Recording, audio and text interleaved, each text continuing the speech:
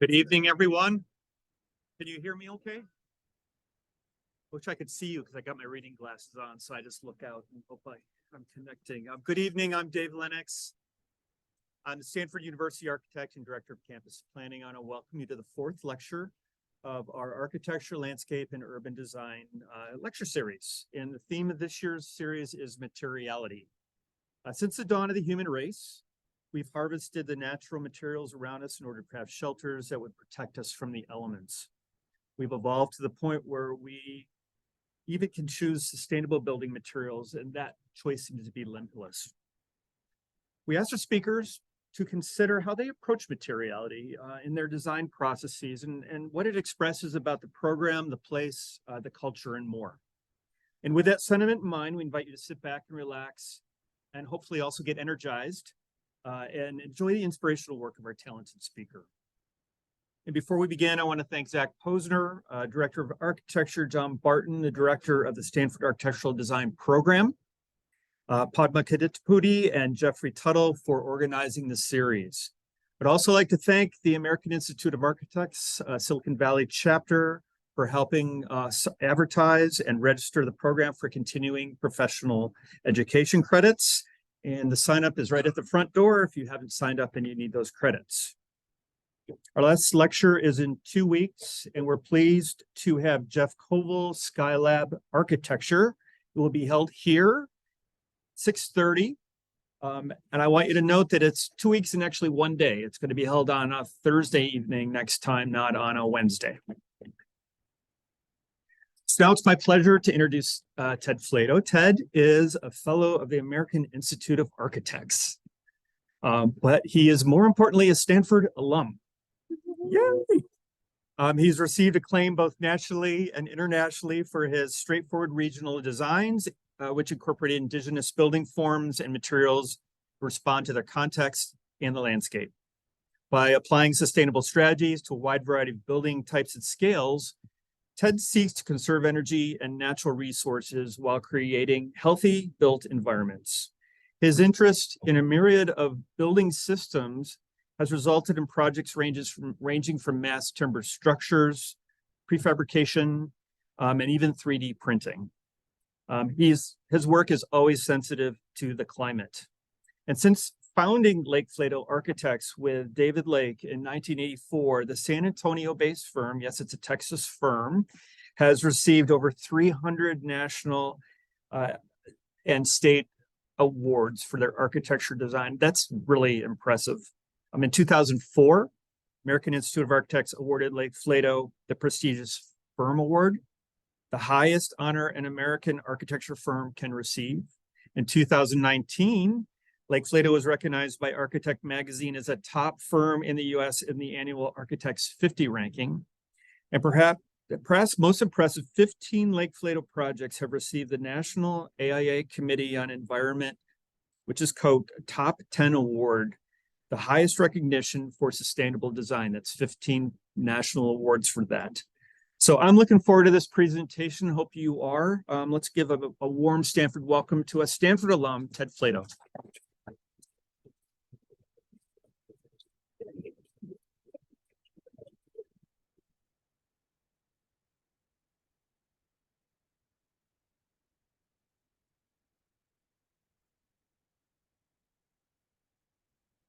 Thank you, Dave, and all of you for coming out. It's fun to be back here on campus. It was almost 50 years ago that I started my journey here, and the program had just begun at the time. It was 1973, and I, I was very, very grateful for the experience that Stanford gave me at that time. Let's see. Well,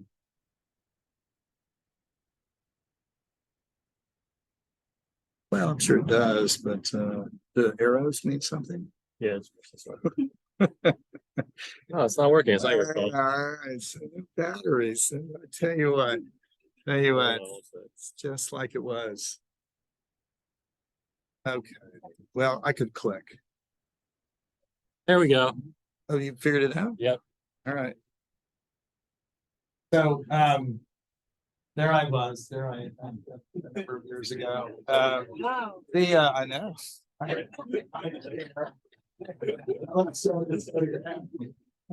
this was, it was so exciting.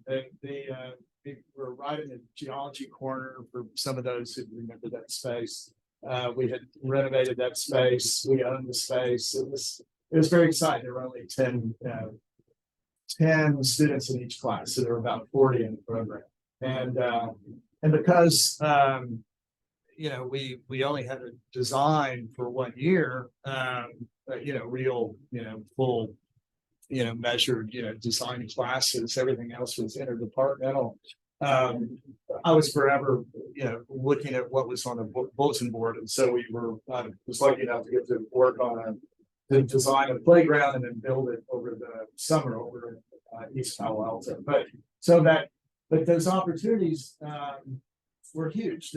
Yes, the program was small, but it meant you needed to do other things to add to that program, and there were lots of opportunities. So I was grateful to get that beginning, and then combined. And at the time, we had some remarkable professors, but one of my favorites was there were many, and probably some are here today, but maybe not. But Bill Turnbull was one of those wonderful persons who I was lucky enough because he had a strong connection to the landscape, and for me that was has always been a very important part of our work, because I grew up from a many generation family, ranching family, and so that connection to this particular place, which is a family ranch,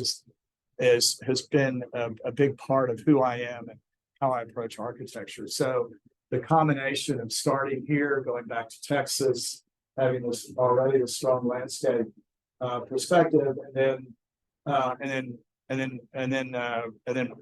one of my first opportunities was getting to work for the modern Texas regionalist architect O'Neill Ford, who was there in San Antonio, who was a master builder and was a great graduate school to be in. That's where I met my partner David Lake, and we started our office of Flato in 1984, so almost 4 years ago.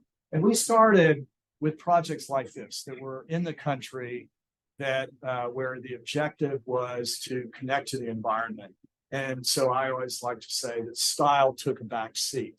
It was about, often more porch than house. It was about building with materials that were of that place. It had to be practical. They were often, if they weren't off the grid, they were close to it. I mean, these were, again, the objective of our clients was to be one with the environment. And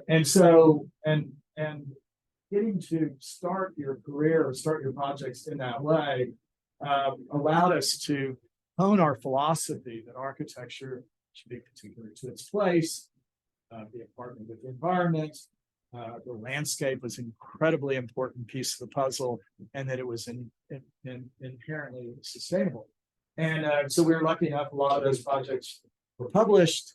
We were then able to grow our firm, collect some really great younger architects, and also collect some really great clients. They were all coming to us because they embraced that same philosophy.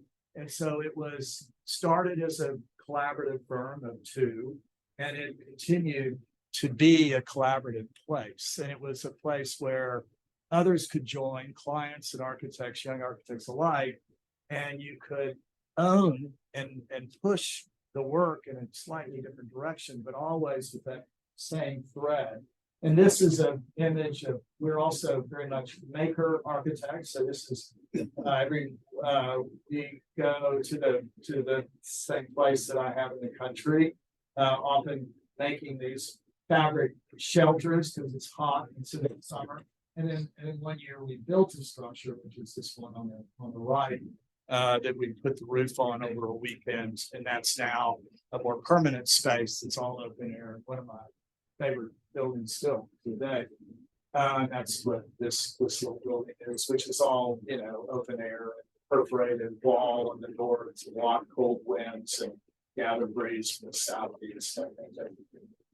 And then I wanted to share with you just the place where we're working now. I mean, during COVID, we decided it was a great time to remodel our offices. We tore down the building. We're right down. We have two offices, one in San Antonio, one in Austin. We're a firm of about 150 people now. And but the place in San Antonio, we've been in forever. It's an old car dealership warehouse, 3 stories. But it had a 1-story building next door. So we tore the roof off that building during this kind of remodeling effort and created this marvelous outdoor space, which is the same footprint as the indoor space. And it's allowed us to do a myriad of activities in that space. We created a huge kitchen adjacent to it. And now it's you can't just say everyone needs to come back to work. You need to create an environment that encourages everyone to come back to, a collaborative environment. And so that's what we've done. And it has been really successful. We finally opened it up about maybe 4 or 5 months ago. And this is the kitchen on the right-hand side, which has got all these big tables. And then we have, great tables outside. And we have a meal every once a week that's out in that courtyard, and we're often making that food. So what I'm saying is the culture of our office is extremely important to energize those who are working with. And part of being a maker firm is we also have a little space there adjacent to that courtyard where we make things. This is my wife. But we were making a birdhouse recently. We were making it there at the office. I mean, I was doing this with a young intern, but it was a purple barn house, and the process of just making and having other people witness, even though they weren't all involved, is just a really important piece of our work. So Dave and Zach encouraged me to talk about materiality. Since I didn't really go to a real architecture school, no offense to Stanford, I never even used that word. But I think material is always from the very beginning of when I think of work, and but I think of it as just a practical way of thinking about building. And so I wanted to walk you through our process of building and design. And so I began, because we're a very landscape-centric firm, so I've broken it up in kind of 3 categories, the work, but mainly to use these as examples of our process. So this first project is a house in El Paso, and it was there. The image in the upper left-hand corner is there was an Antoine Predock-like house. It was really actually one of the architects that was in his office that was really his main guy, and then he went out on his own, and unfortunately now can't do the same. But he designed a beautiful, just picture of a fabulous concrete Antoine Predock-like house, but it was for a bachelor, and so our job was to. Now he was married, he had these gorgeous kids, and so it was doing everything the bachelor house didn't do, and so often when we're thinking about the land and working with our clients early on, we're also working on the program at the same time, because what we believe very strongly is that the program has to connect to the opportunity, and there's finesse on both sides. Where you're going to build is also a lot about what the program is, and so you're manipulating the program in your mind as you're walking through a landscape with a client. This often happens. So they're simultaneous. And so in this case, we have more land. Where would things go? We would use some of the materials that the Predock house had, which were concrete walls. But we had much more land to work with. So the walls would be on the edge, and we'd introduce new materials like, more steel and glass, so that you could connect and leverage to this landscape. And then the program had other opportunities. He had an incredible muscle car collection. And so the garage would now become a big part of this kind of modern hacienda, and so it's part of the courtyard. So the garage opens up to the courtyard. The new living space opens up to that courtyard. And the important bathing areas are all part of that. But just the idea of taking that, leveraging that program, and making what was a very introverted house into this very, very extroverted place that is embracing the landscape. And that was in the desert. And so another project a few years before was another remarkable and interesting opportunity, which was a new school for the new Polytechnic School for Arizona State University. And they had this image on the left and right. It was an old Army base that was in Mesa, Arizona. So it's outside of Phoenix. And there's an incredible desert landscape just beyond this old Army base. So it had the potential of being a remarkable place to really celebrate the desert, but it was all asphalt. And we had, because it was a state school, we had a really limited set budget of $70 million or something like that. And then we also had a certain square footage and a certain program. But they didn't all measure, they didn't match up to build a new school that would be celebrating the desert. So while we're thinking about the land, we're also talking with our client and bringing them all together to embrace the idea of those kind of what ifs. What if the program could be slightly different? What if we did more of the outdoors they had a huge amount of circulation. What if we did more circulation and made it more outdoors? And instead of buying a box, we could buy a series of buildings like this, a series of courtyards in a real desert mall. And so we won them over with this idea that we needed to do more with their campus than just deliver a certain square footage for a certain budget. We delivered the same amount of square footage, we just put a lot of that square footage outdoors. And we created this wonderful desert mall by doing that. And then a space where the desert mall became the wash. It used to be all asphalt, and asphalt with, and all this drainage underground. So we took that and did surface drainage and ran it into a collection space like this, and then built buildings that made sense for that climate place and line. These are all facing north, so you can travel on the southern side of the desert mall, and created these kind of indoor-outdoor circulation spaces that in a traditional building they would have been air-conditioned spaces, but in this case they're like the streets of Marrakesh. They're just open air but narrow.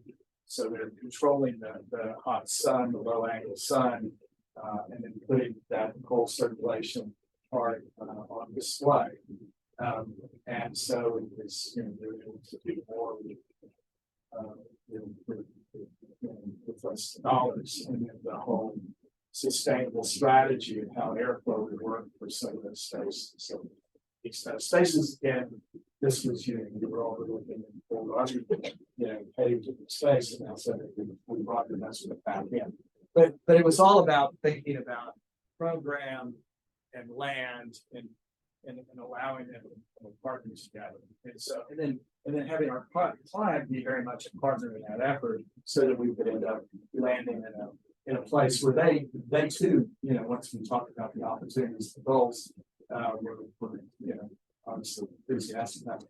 And another a project that's just now at a third scale, which is we now do quite a few urban development projects, and again, it's thinking about the landscape, inner city landscape, and the program, and where to put elements in the first master planning effort. So places like this is the redevelopment of an area of San Antonio. It's just an industrial area that's adjacent to the San Antonio River. The San Antonio River had not been really fully restored up to this point. It's about a mile from downtown. But the strategy is thinking a lot about the outdoor spaces with the same the indoor spaces, and how the program would augment and energize those kinds of spaces. So in this case, the architecture was almost more of a background. We had some existing buildings some really wonderful historic buildings, some really bad buildings, but we couldn't afford to tear we couldn't afford to tear practically anything down because we didn't have enough buildings, so there's probably more asphalt in buildings. So we recycled buildings like this that you see that were quite dull, and created atrium spaces in them because they were buildings that didn't have as much value, that became quite interesting after you manipulated them and turned some of the interior spaces of the exterior spaces. And then thinking a lot about the programs, how to inform that. So thinking about the program and thinking about the land and making them the partners together. And extending in this case the river along the edge. But while we're thinking a lot about the landscape and the program and trying to make those and mesh those together with our clients, we're also simultaneously thinking about what we're going to build our buildings with and the structural systems, because what is for us the ornament of our buildings is what they're made of and what in the structural systems. So structural engineers are very are major partners with us in our whole design process. And it began because we were doing projects that were often remote, and so you had to think about what would be logical for the material, for what type of material would be logical in those areas. And we needed to be practical because sometimes we were building like remote locations on some of the images here. So in our office, we're often working, and you can tell by just the projects I'm sharing, we're working at a lot of different scales. We're working on a residential scale, we're working on a university scale, we're working on urban planning.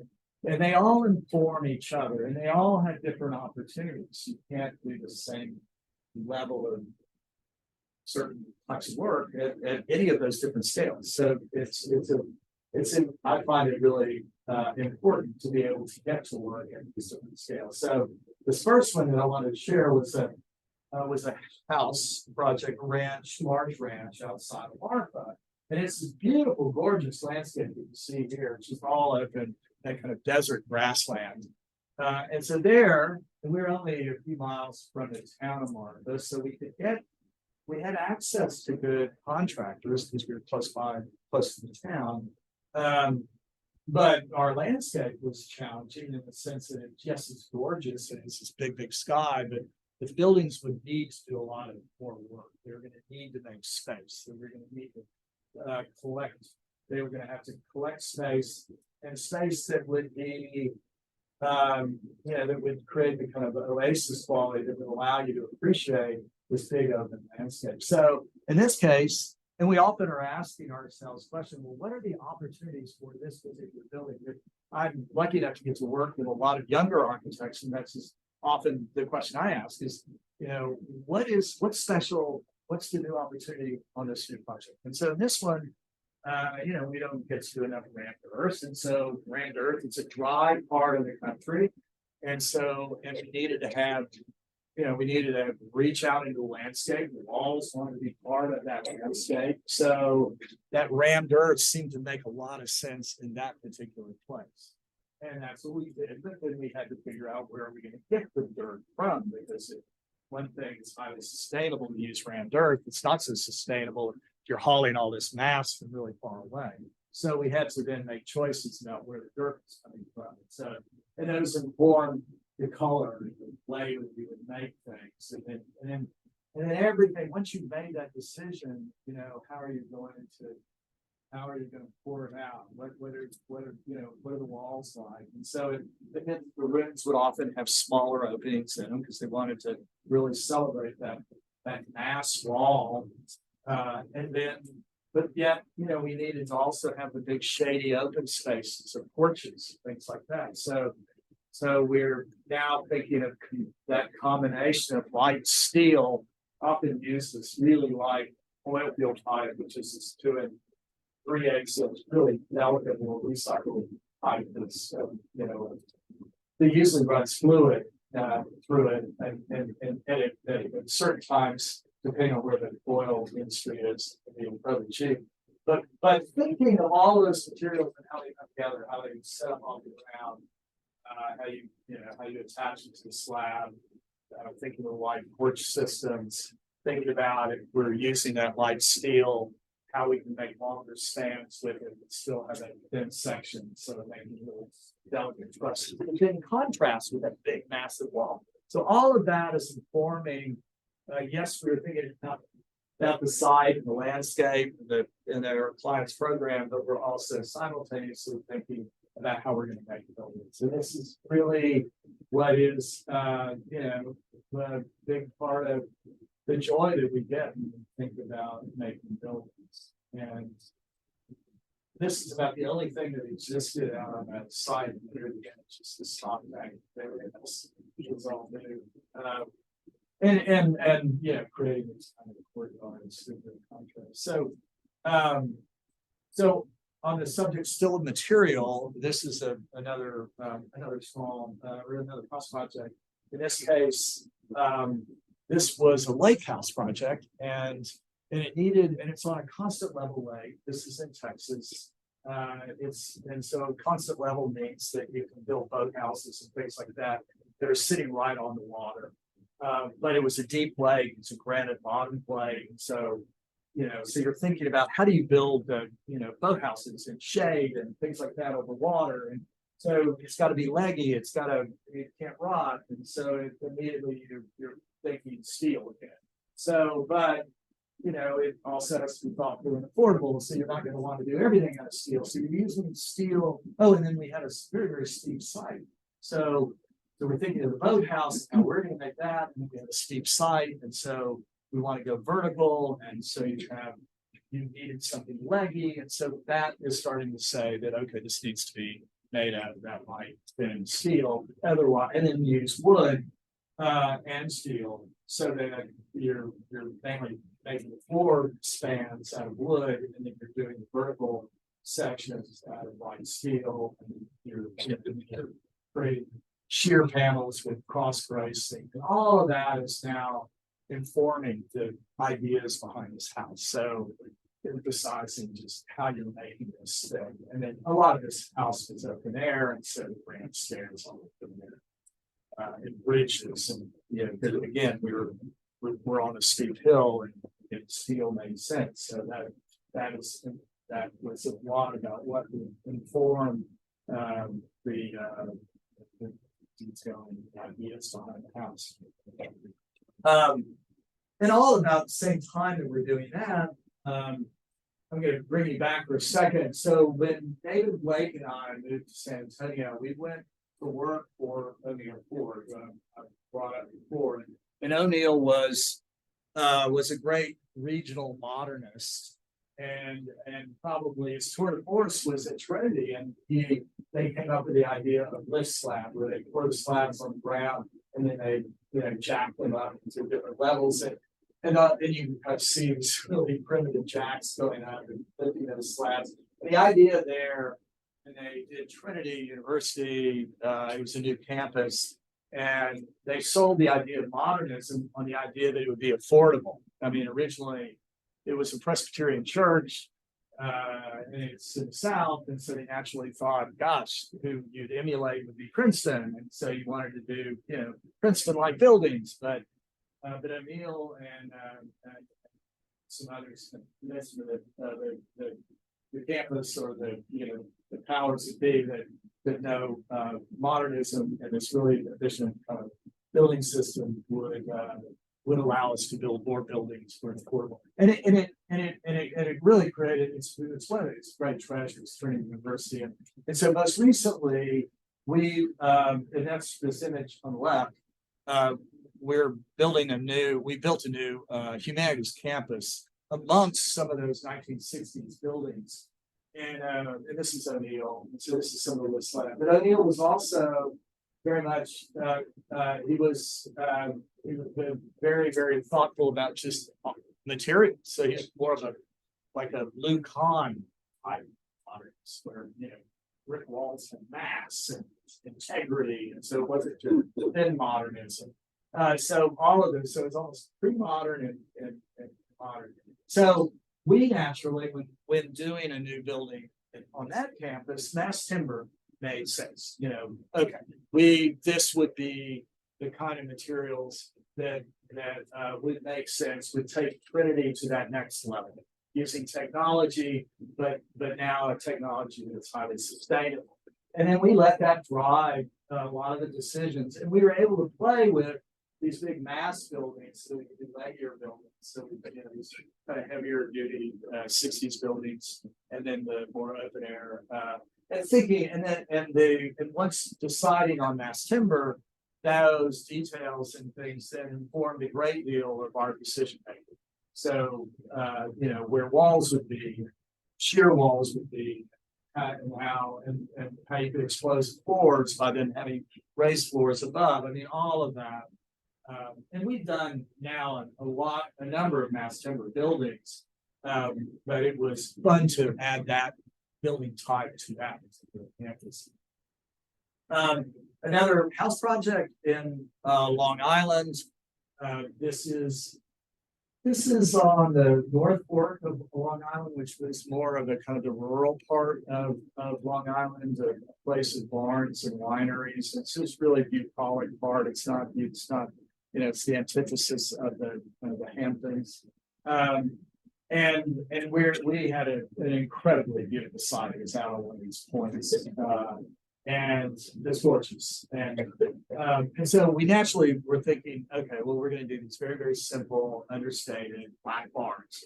But then it was, but how are we going to make those? It's not enough to just decide, okay, they're going to be modest and small footprint, great courtyards, but and we often have.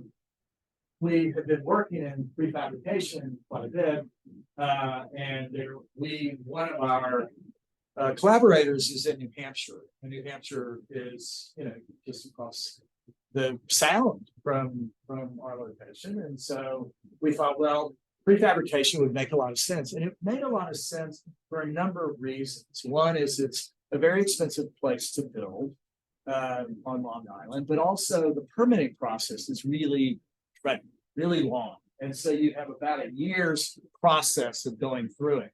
So if you can begin construction in New Hampshire, that would make a lot of sense. So prefabrication makes sense on this particular project.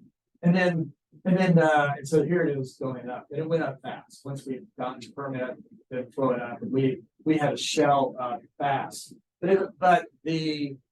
But then if you're making those decisions about prefabrication, what are all the things, what are all the opportunities and advantages of that building system? So in this case, we could make, and like you might have made, which is just big trusses that ran through the space, we could make a really stiff frame with these panel systems, and then we could expose the ribs of the building so that you could end up with, even though it looks like a traditional barn from the outside, you could end up with really open volume in the inside. And so, but again, it was the way we were building it informed what we could do.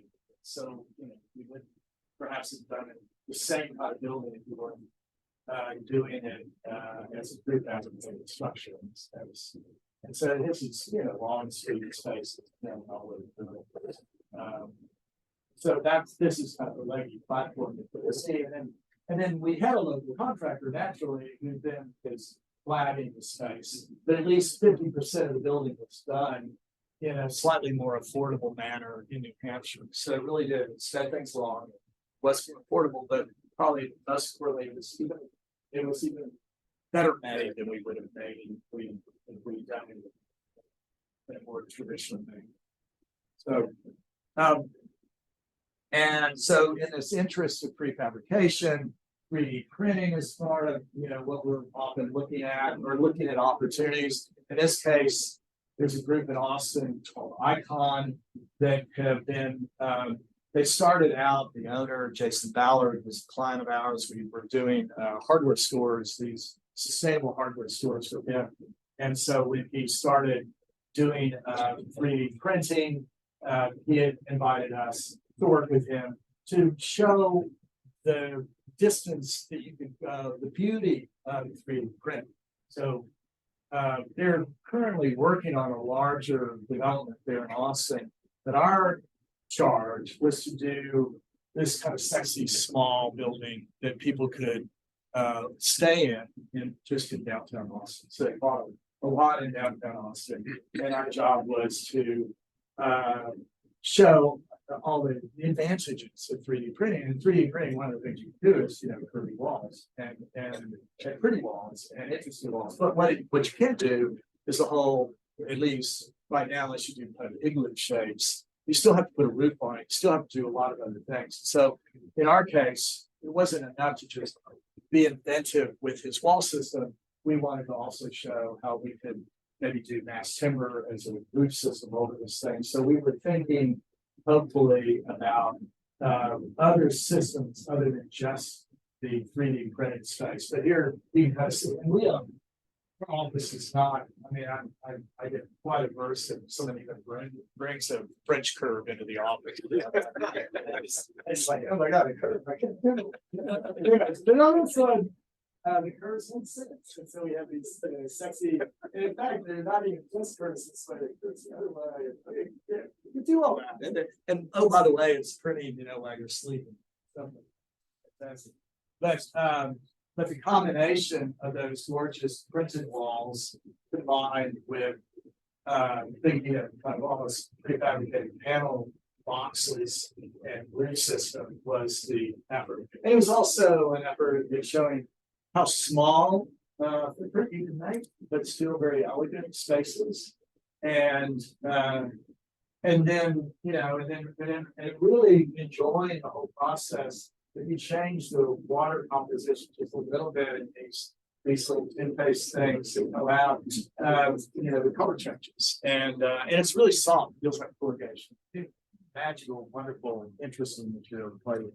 So this was, again, our effort at exploring new and different building systems and learning from those and pushing the opportunities.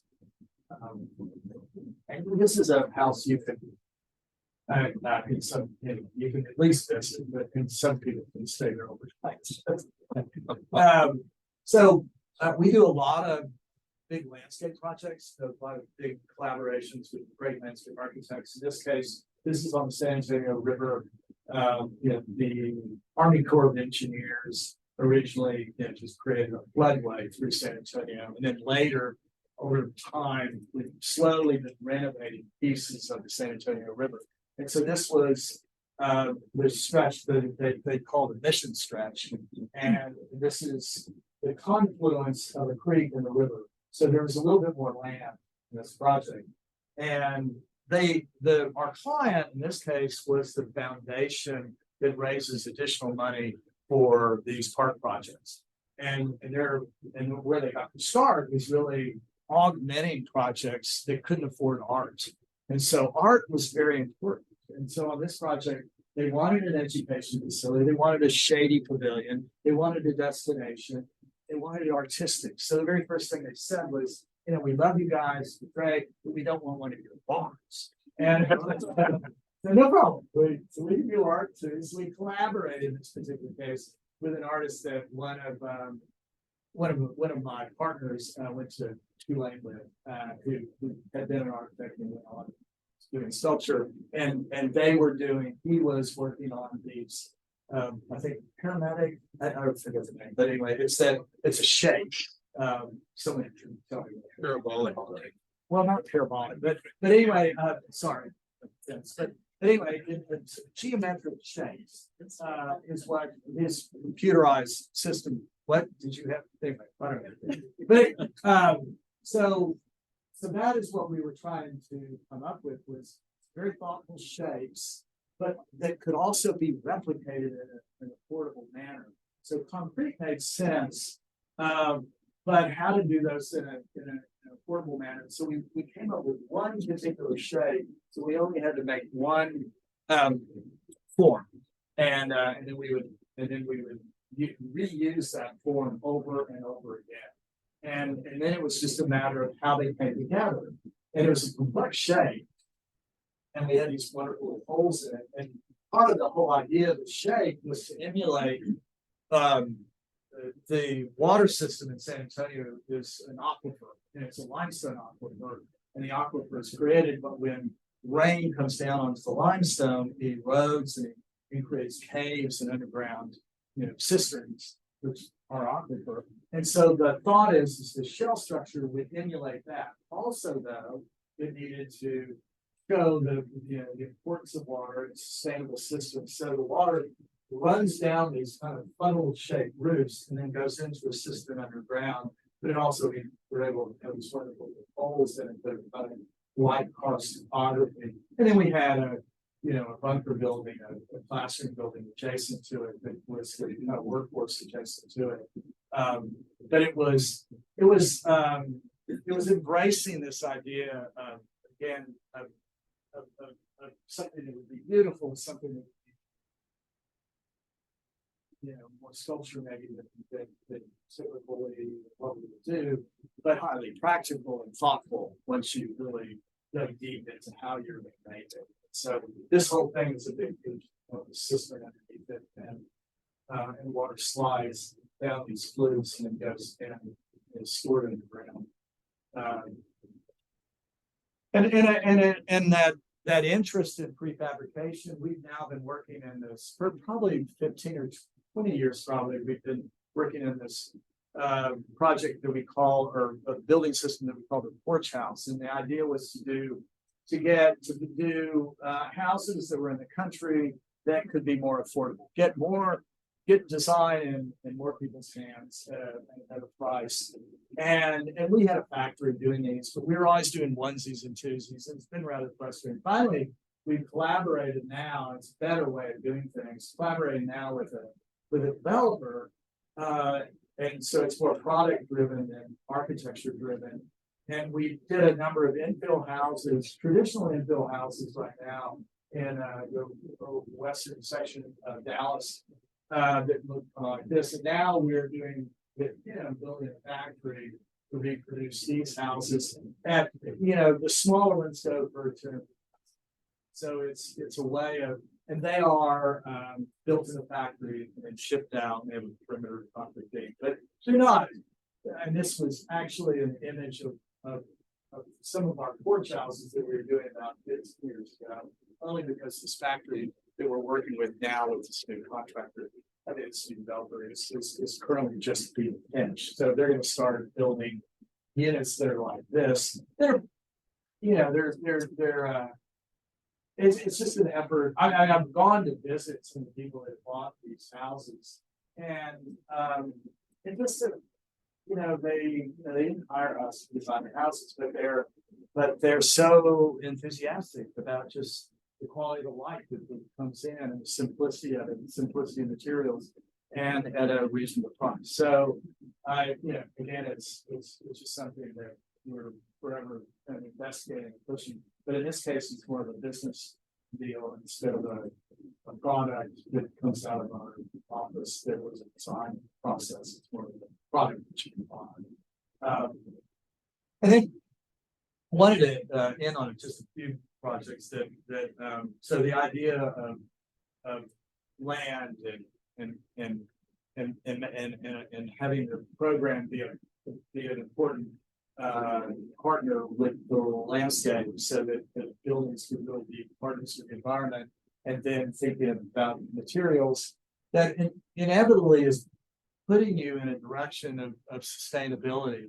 And so when we're but you can always, there are certain opportunities that you can push them even further. And so this first one that I want to share with you was for a foundation that is called the Dixon Water Foundation, and their reason for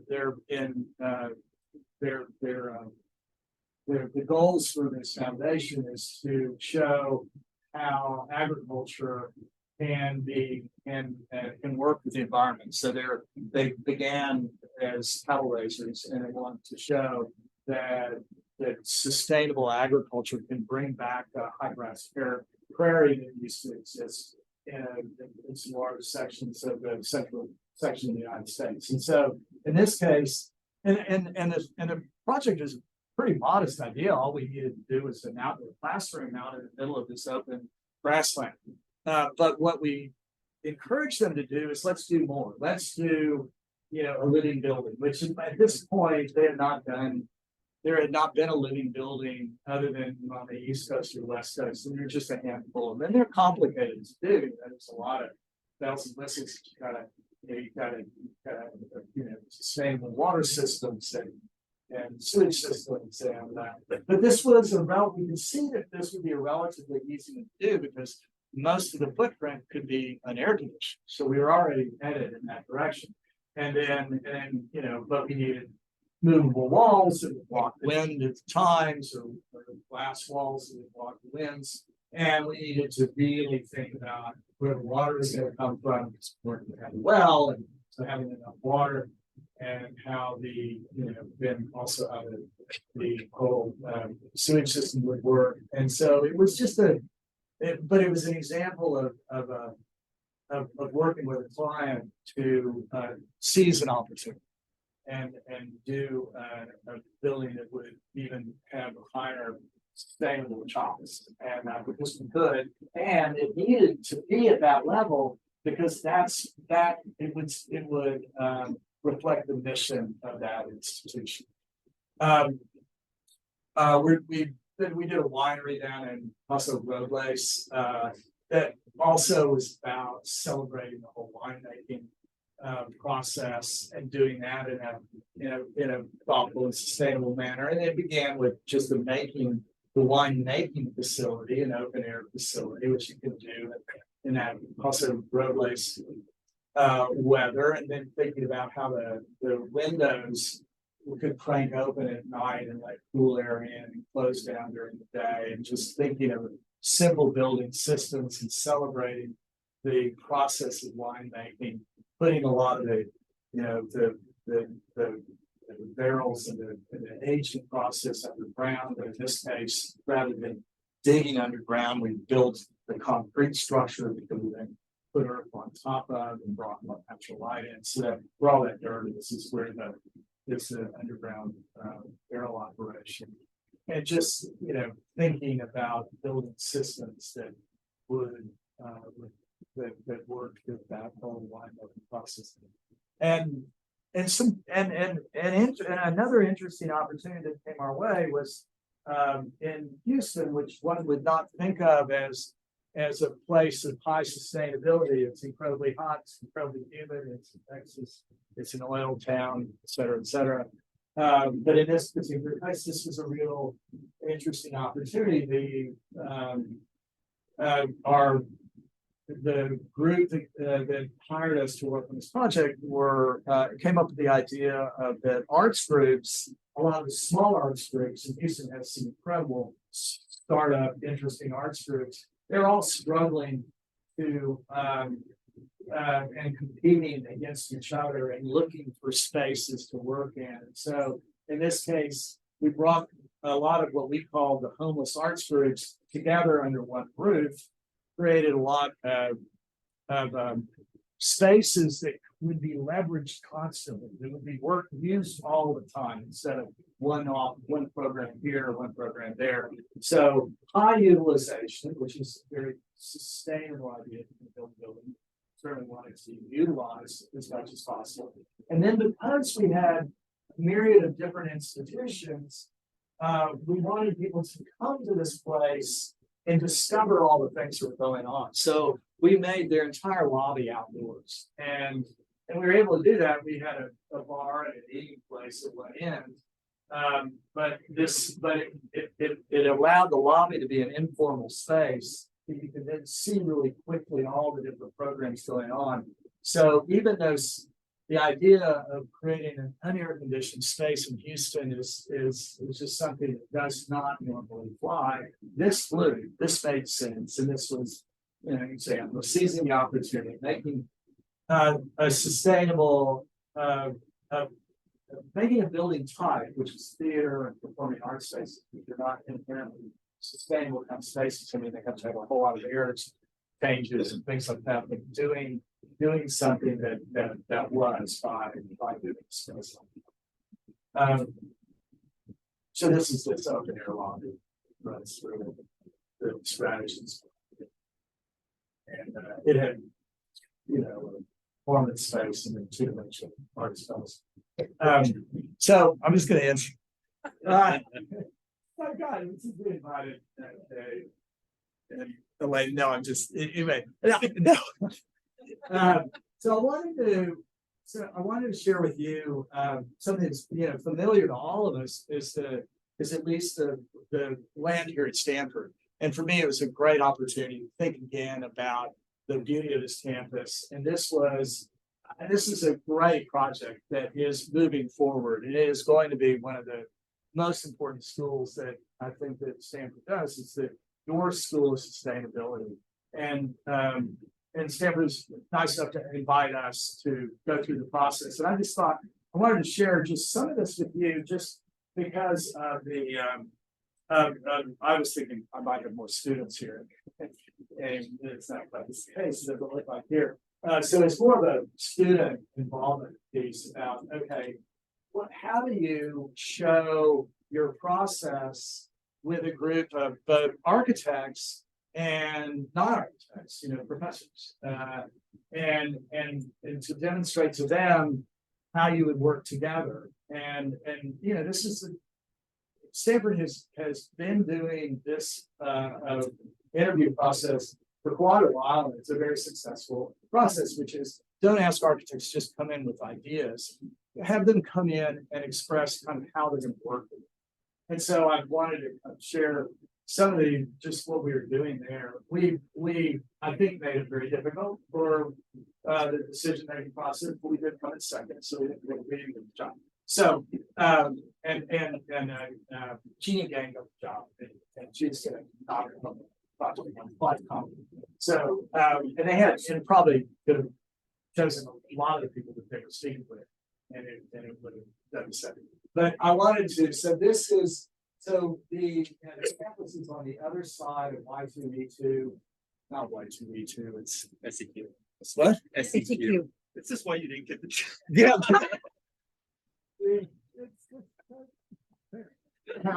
Anyway, so that is the location for the Door Center is where is really where the structured part of the Olmsted campus meets what is theoretically more of a natural landscape, and so it makes a lot of sense to put the Door School in that location, because theoretically you shouldn't have to be constrained by the more traditional architecture of the main campus in that location, which leverages the opportunities to do a school of sustainability, which should live and breathe those ideas. And so here is, and what we chose to do is kind of a model making exercise. So we did solid blocks, which were the red blocks and blue blocks and green blocks, which were air conditioned.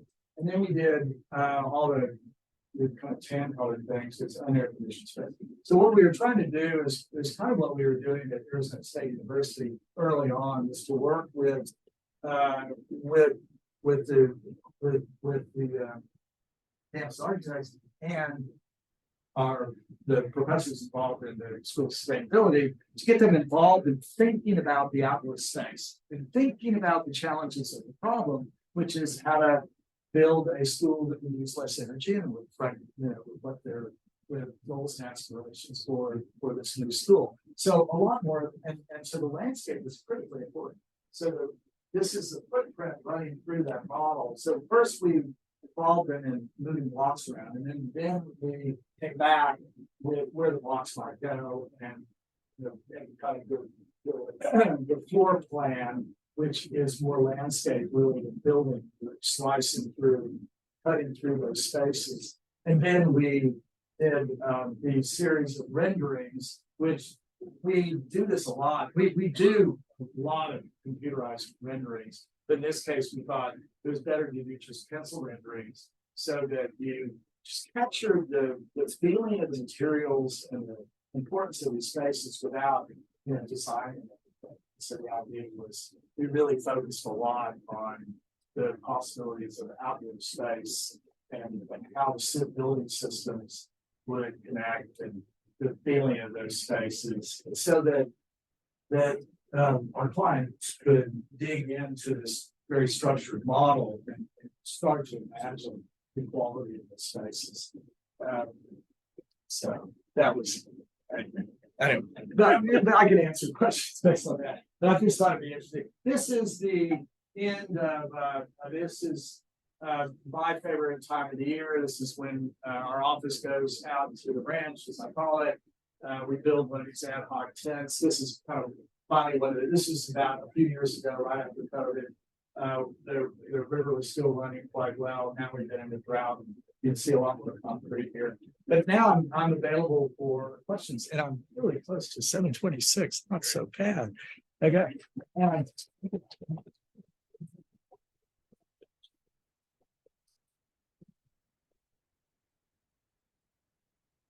Raise your hand if you have a question. Thanks. All right, I'll go. So Yeah. you said there's not a lot of students here, but what would you tell students who are getting into the profession now? Any advice just long term about how you pursued your career?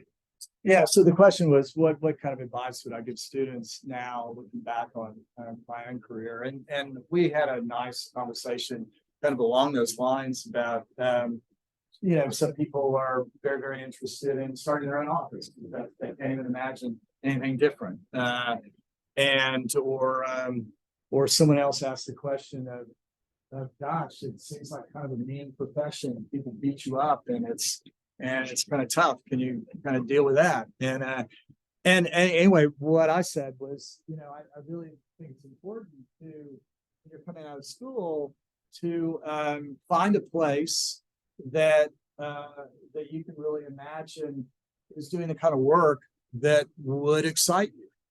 Because it's important. It's that first job is a really important job. So rather than, I have two daughters. They both live in New York, and they didn't take my advice at all. They just moved to New York. But the point is, I would have told them, don't just move to a neat place. You move to go to work for an interesting group of people, and you work at figuring out who that should be, and then you never really know the course that you're going to take, because sometimes there's architecture firms that are very much a one-person outfit that has a strong brand, and you may not have a lot of ownership in that, but you may learn a lot from that particular person. But there are other firms that have perhaps a culture and a design system that may give you a lot of flexibility and freedom to own some of that work yourself. And you might be surprised that you don't actually have to do what everybody thinks they have to do, which is go start your own office. So those were some of the things that I was recommending. So and culture is really important. The kind of place you work in, they're not all sweatshops. There are many that are quite joyful and fun to work in. And in fact, these days, you pretty much need to do it that way. You're not gonna, we're forever looking for architects. So and I think a lot of people are. People are forever looking for great talent. So you have to be a good place to, warrant that kind of work. So yeah, it has been there's some students that were at an earlier session. It's been a really fun profession from the very beginning here. Started here. It was, I remember I had, such smart, wonderful friends that weren't, I had a lot more friends that weren't in the architecture department. The department was small. And I remember feeling so lucky that I had found something that I was incredibly passionate about from the very beginning. And it's never kind of let me down. So it can be really fun. Good for me. So, was that advice? What was the material that you used to kind of 3D model? So it's a mix of concrete that the Icon group claims is special toothpaste. They won't tell you what it is, but there are a lot but it's concrete, and but it's just it's a really lean mix. so that it just squeezes out of a tube and doesn't run out. And so you just slowly squeeze. I mean, it's the closest thing to it is just imagine concrete that can be squeezed out of a toothpaste container. So I can't remember, what the exact mix of that concrete is, but there are a lot of people doing 3D printing with concrete. And in fact, there's somebody in the Bay Area that's doing 3D printing mass, just dirt, like ran dirt. I recently need one of the teachers doing maturity on recently. He did these sideline things in Berkeley. But you can 3D print a lot of it. It's probably the concrete obviously makes some sense. And then there's some there's reinforcement that's been part of that, and there's an insulation layer that's also having part of that. So you're pouring a double wall of life of concrete and then run electricity, but insulation. Yeah, so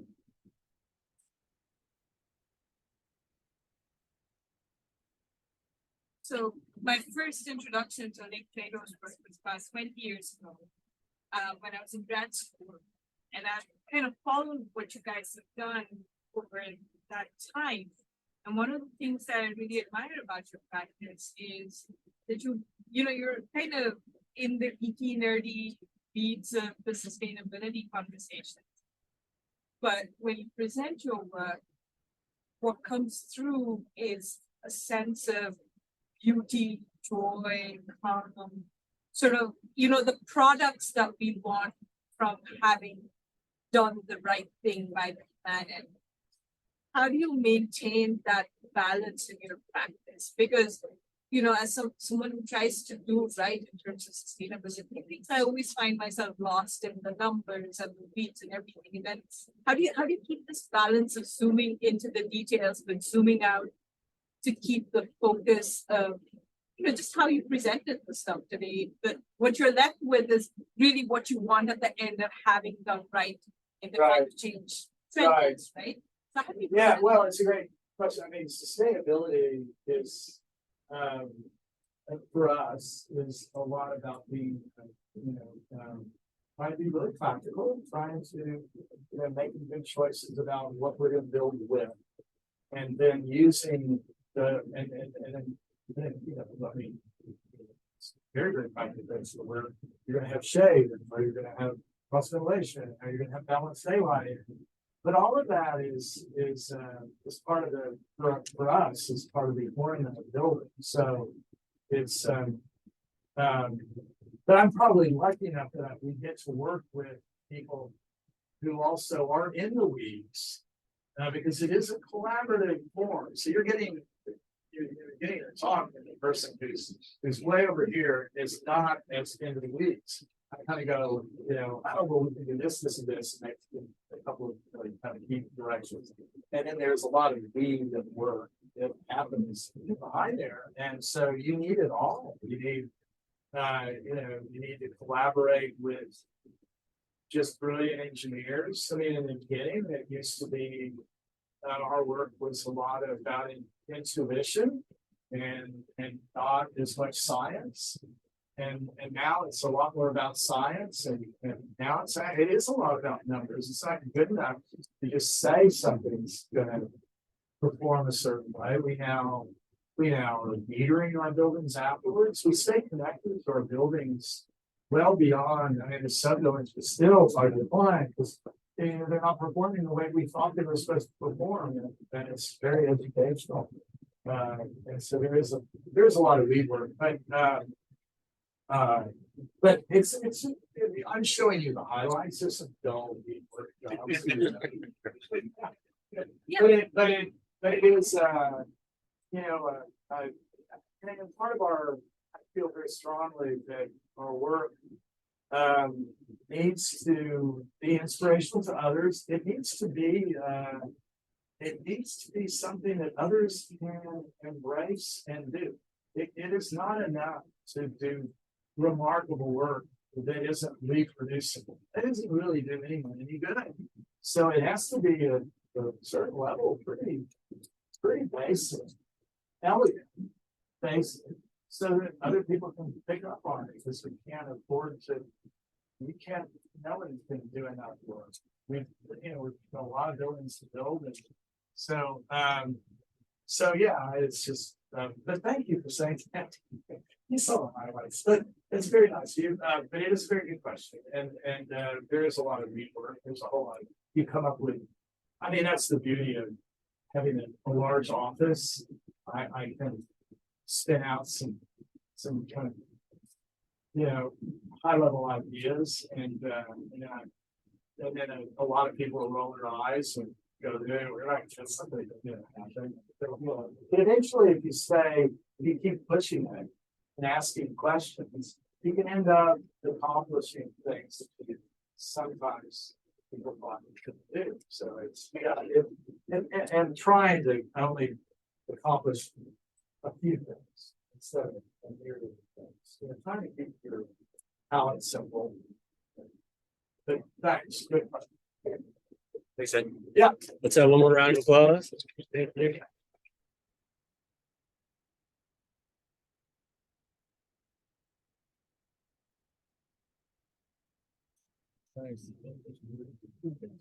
Be discouraged just because you didn't get that.